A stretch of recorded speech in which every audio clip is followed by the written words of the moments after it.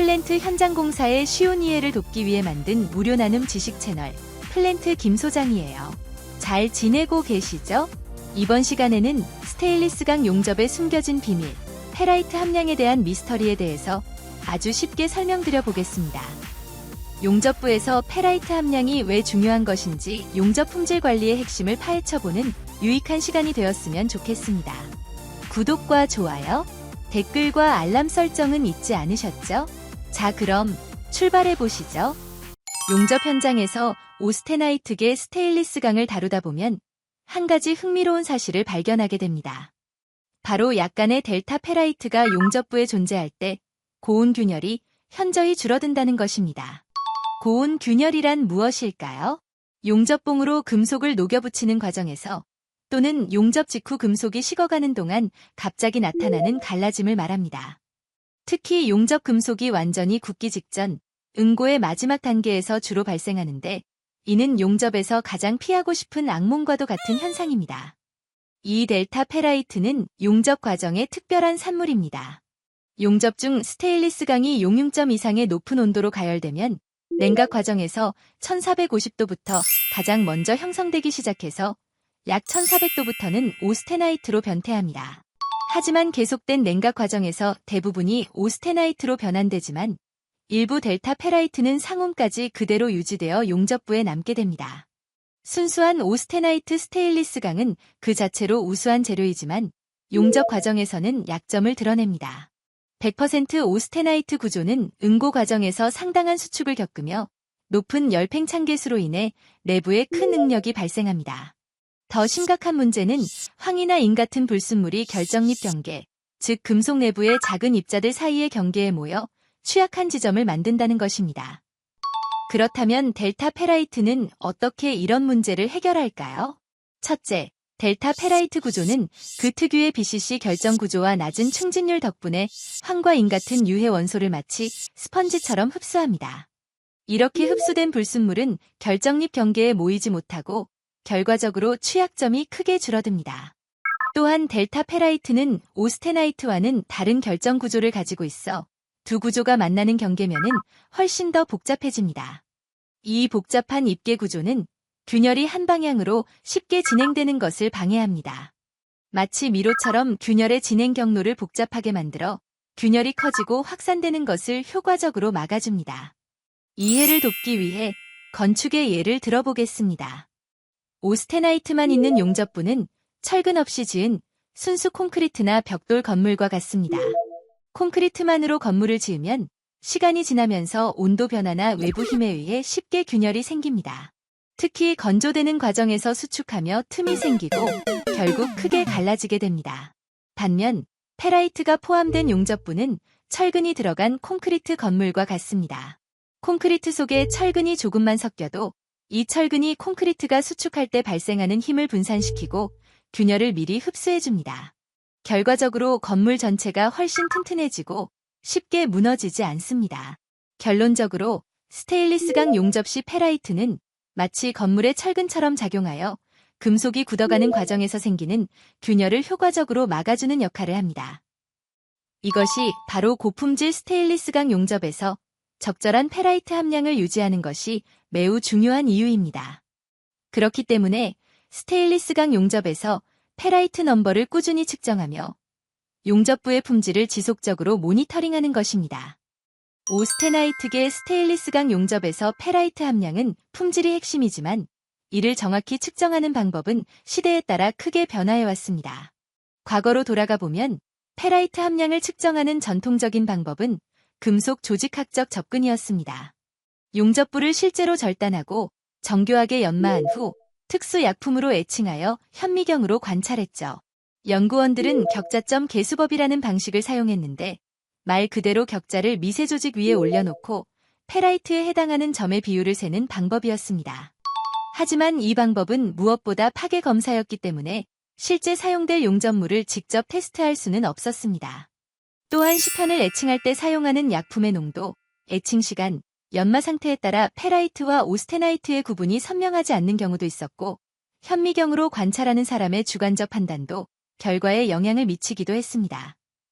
이런 이유로 놀랍게도 동일한 시편을 여러 실험실에서 측정했을 때 한 시편에서 3%에서 8%까지 크게 차이나는 결과가 나왔습니다. 이러한 불일치는 품질 관리와 규격 충족 여부를 판단하는데 큰 혼란을 가져왔습니다. 이런 문제를 해결하고자 1947년 안톤 세플러는 유명한 세플러 다이어그램을 개발했습니다. 이 다이어그램은 스테인리스 강의 화학 성분을 측정하여 페라이트 부피 백분율을 예측하는 방법이었습니다. 세플러 다이어그램은 두 가지 주요 축으로 구성됩니다.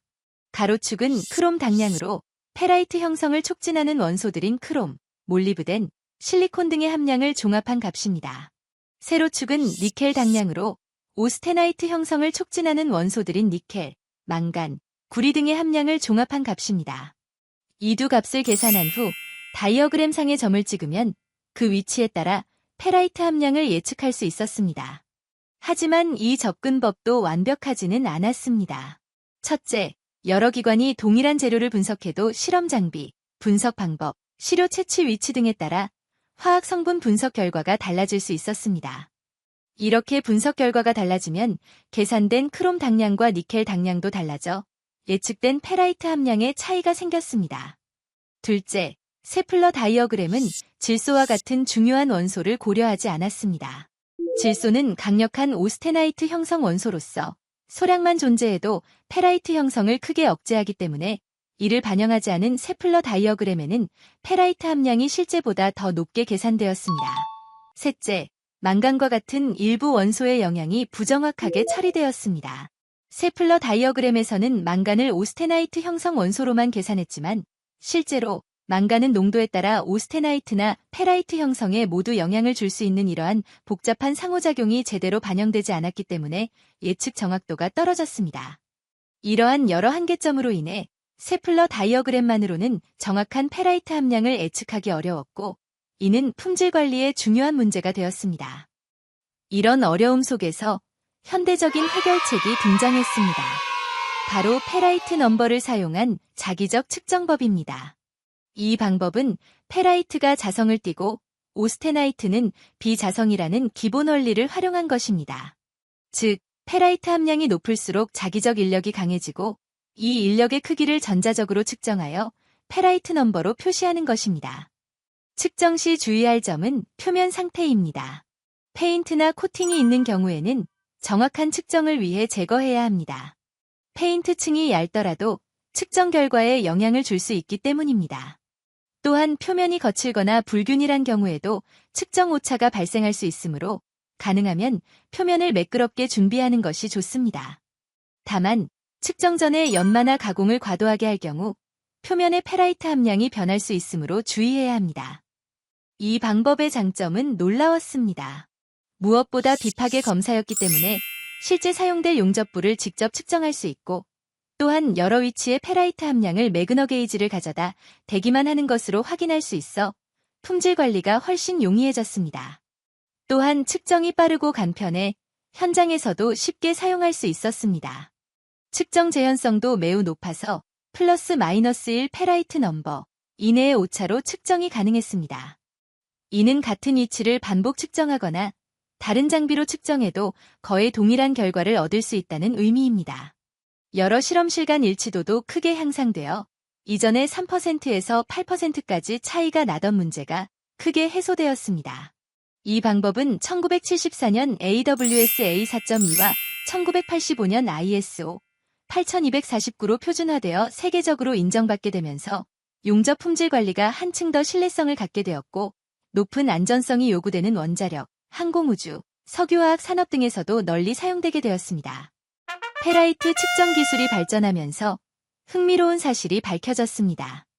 처음 연구자들은 페라이트 부피 백분율이 실제 페라이트 넘버 측정값과 거의 같을 것이라 생각했습니다. 용접부에서 약 5%의 페라이트는 페라이트 넘버 5라고 본 것이죠. 하지만 더 정밀한 연구가 진행되자 실제 페라이트 퍼센트 함량보다 페라이트 넘버 측정값이 더 높다라는 것이 밝혀지게 되었고 이는 함량이 높을수록 더 큰 차이를 보인다는 것도 알게 되었습니다. 이렇게 큰 차이에도 불구하고 페라이트 넘버 측정법이 표준으로 자리 잡은 이유는 무엇일까요? 첫째, 실무에서 주로 다루는 오스테나이트계 스테인리스강 용접에서는 대개 3에서 15의 낮은 범위의 페라이트 넘버 값을 사용합니다. 이 범위에서는 실제 차이가 그리 크지 않았습니다. 또한 높은 페라이트 넘버 값은 주로 듀플렉스 스테인리스강에 적용되는데 이 경우에는 정확한 백분율보다는 적정 수준의 페라이트가 있는지가 더 중요했습니다. 둘째, 수십 년에 걸친 현장 경험과 연구를 통해 페라이트 넘버 3 이상이면 고온 균열에 안전하다와 같은 실용적인 지식이 축적되었습니다. 이러한 기준은 실제 페라이트 부피 백분율보다 측정된 페라이트 넘버 값을 기준으로 확립되었습니다. 게다가 페라이트 넘버 측정법은 비파괴 검사라는 큰 장점이 있었습니다. 용접된 실제 제품을 자르거나 손상시키지 않고도 품질을 확인할 수 있었기 때문에 산업 현장에서는 약간의 측정 오차보다 비파괴 검사의 이점이 훨씬 더 가치 있게 여겨졌습니다. 셋째, 품질 관리에서는 측정값의 정확한 의미보다 일관성이 더 중요했습니다. 즉, 페라이트 부피 백분율 측정은 3%에서 8%까지 측정 오차가 발생했지만 페라이트 넘버 측정법은 플러스 마이너스 1, 페라이트 넘버 이내의 오차로 누구에게나 언제든지 매우 일관된 결과를 제공했습니다. 예를 들어 어떤 용접부가 페라이트 넘버 8로 측정되었다면 그것이 정확히 몇 %의 페라이트를 의미하는지보다 다른 날 다른 사람이 측정해도 일관되게 같은 페라이트 넘버 8이 나오는 것이 더 중요했습니다. 이러한 일관성이 제품 품질이 신뢰성을 보장했기 때문입니다. 결국 페라이트 함량 측정법은 더욱 개선되어 오늘날 실용적인 최적화된 해결책으로서 업계에 정착했고 현재도 스테인리스강 용접 품질 관리의 표준으로 널리 사용되고 있습니다. 듀플렉스 스테인리스강은 이름 그대로 페라이트와 오스테나이트가 약 50대 50 비율로 혼합된 강종으로 용접 과정에서 이 균형이 깨질 수 있어 내식성과 기계적 특성 모두의 확보를 위해 30에서 70 사이의 페라이트 넘버 범위를 권장합니다. 이 범위를 벗어나서 페라이트가 너무 많으면 페라이트가 시그마상이나 카이상 같은 취성이 높은 금속 간 화합물로 변태하여 취성이 높고 내식성이 크게 저하되거나 반대로 오스테나이트가 너무 많으면 강도가 감소할 수 있습니다. 이러한 이유로 듀플렉스 스테인리스강 용접에서 페라이트와 오스테나이트의 균형을 유지하기 위해 이별량 관리가 특히 더 중요하게 다루어지는 것입니다. 이처럼 스테인리스강 용접에서 페라이트 함량은 고온 균열 방지, 상변태 제어, 내식성 확보와 같은 중요한 특성에 직접적인 영향을 미치는 핵심 요소입니다. 오스테나이트계 스테인리스강부터 듀플렉스 스테인리스강에 이르기까지 각 강종별로 최적의 페라이트 함량은 달라지지만 이를 정확하게 측정하고 관리하는 것이 품질 보증의 기본입니다. 그 결과 페라이트 함량 측정 기술은 지속적인 개선 과정을 거치며 AWS, IIW, ASME 등 여러 국제기관에 의해 체계화되었고 현재는 원자력, 석유화학, 해양 플랜트를 비롯한 다양한 산업 분야에서 표준화된 품질 관리 방법으로 전 세계적으로 널리 활용되고 있습니다. 어떠셨나요? 유익하게 보셨다면 구독과 좋아요, 댓글과 알람 설정은 플랜트 김 소장에게 많은 힘이 됩니다. 자, 그럼 다음 시간에도 더욱 유익한 내용으로 찾아뵐 것을 약속드리겠습니다. 감사합니다.